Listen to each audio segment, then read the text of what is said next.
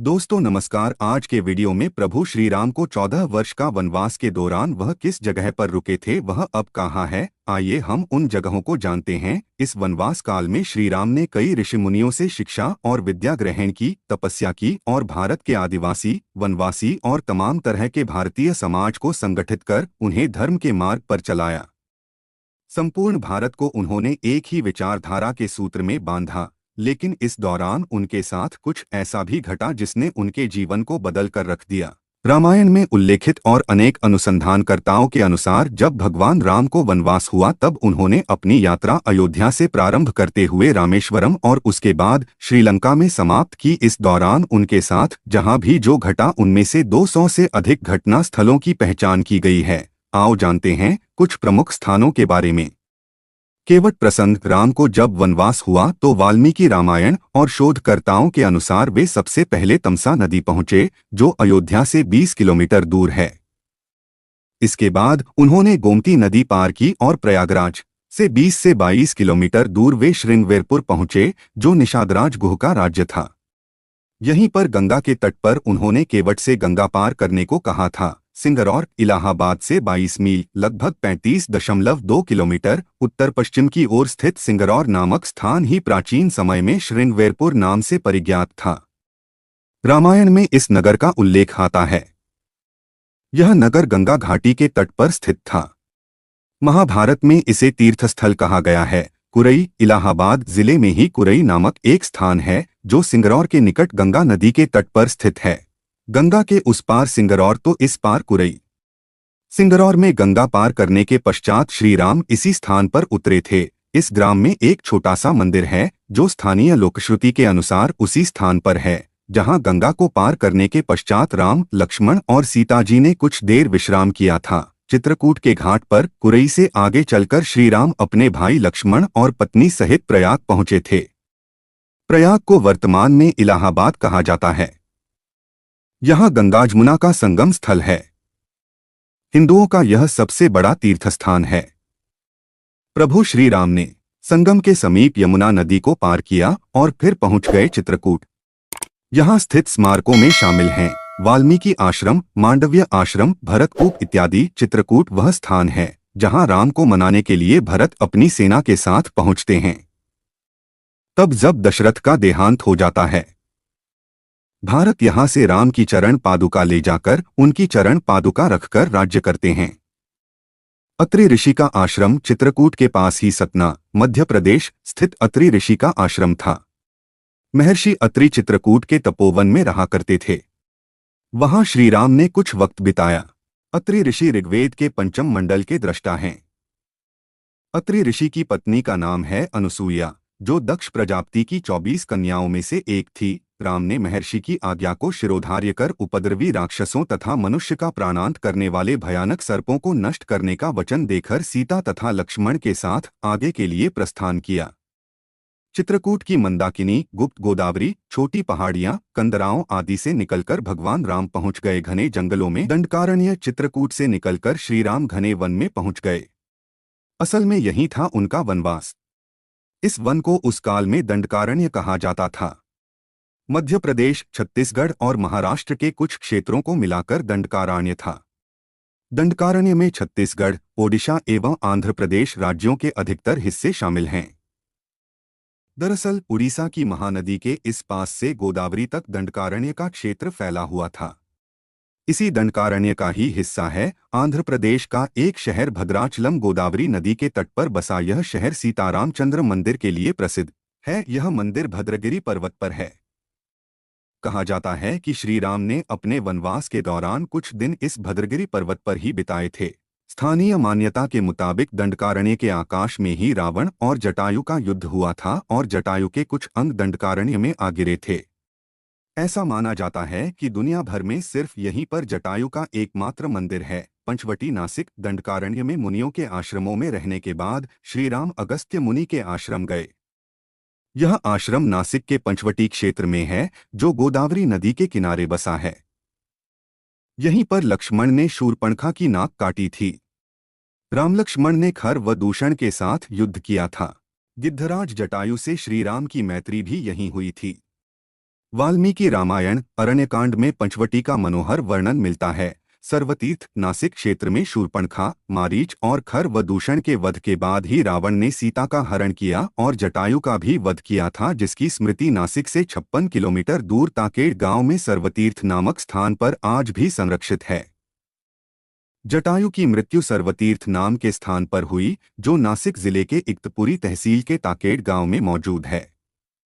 इस स्थान को सर्वतीर्थ इसलिए कहा गया क्योंकि यहीं पर मरणासन्न जटायु ने सीता माता के बारे में बताया। राम जी ने यहाँ जटायु का अंतिम संस्कार करके पिता और जटायु का श्राद्ध तर्पण किया था। इसी तीर्थ पर लक्ष्मण रेखा थी। पर्णशाला आंध्र प्रदेश में खम्माम जिले के भद्राचलम में स्थित है। रामालय से लगभग 1 घंटे की दूरी पर स्थित पर्णशाला को पंशाला या पंसाला भी कहते हैं। पर्णशाला गोदावरी नदी के तट पर स्थित है। मान्यता है कि यही वह स्थान है जहां से सीताजी का हरण हुआ था। हालांकि कुछ मानते हैं कि इस स्थान पर रावण ने अपना विमान उतारा था। इस स्थल से ही रावण ने सीता को पुष्पक विमान में बिठाया था, यानी सीताजी ने धरती यहां छोड़ी थी। इसी से वास्तविक हरण का स्थल यह माना जाता है। यहाँ पर राम सीता का प्राचीन मंदिर है। तुंगभद्रा, सर्वतीर्थ और पर्णशाला के बाद श्री राम लक्ष्मण सीता की खोज में तुंगभद्रा तथा कावेरी नदियों के क्षेत्र में पहुंच गए। तुंगभद्रा एवं कावेरी नदी क्षेत्रों के अनेक स्थलों पर वे सीता की खोज में गए। शबरी का आश्रम तुंगभद्रा और कावेरी नदी को पार करते हुए राम और लक्ष्मण चले सीता की खोज में। जटायु और कबंध से मिलने के पश्चात वे ऋष्यमूक पर्वत पहुंचे। रास्ते में वे पंपा नदी के पास शबरी आश्रम भी गए, जो आजकल केरल में स्थित है। शबरी जाति से भीलनी थीं और उनका नाम था श्रमना। पंपा तुंगभद्रा नदी का पुराना नाम है।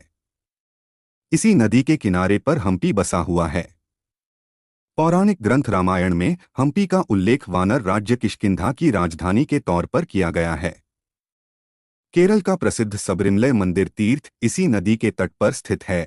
ऋष्यमुख पर्वत, मलय पर्वत और चंदन वनों को पार करते हुए वे ऋष्यमुख पर्वत की ओर बढ़े। यहाँ उन्होंने हनुमान और सुग्रीव से भेंट की, सीता के आभूषणों को देखा और श्री राम ने बाली का वध किया। ऋष्यमुख पर्वत वाल्मीकि रामायण में वर्णित वानरों की राजधानी किष्किंधा के निकट स्थित था। ऋष्यमुख पर्वत तथा किष्किंधा नगर कर्नाटक के हम्पी जिला बेल्लारी में स्थित है। पास की पहाड़ी को मतंग पर्वत माना जाता है। इसी पर्वत पर मतंग ऋषि का आश्रम था, जो हनुमान जी के गुरु थे।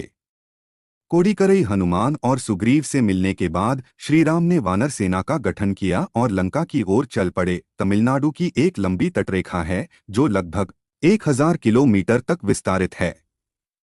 कोडिकरी समुद्र तट वेलांकनी के दक्षिण में स्थित है, जो पूर्व में बंगाल की खाड़ी और दक्षिण में पाल्क स्ट्रेट से घिरा हुआ है। यहाँ श्रीराम की सेना ने पड़ाव डाला और श्रीराम ने अपनी सेना को कोडिकरई में एकत्रित कर विचार विमर्श किया। लेकिन राम की सेना ने उस स्थान के सर्वेक्षण के बाद जाना कि यहाँ से समुद्र को पार नहीं किया जा सकता और यह स्थान पुल बनाने के लिए उचित भी नहीं है।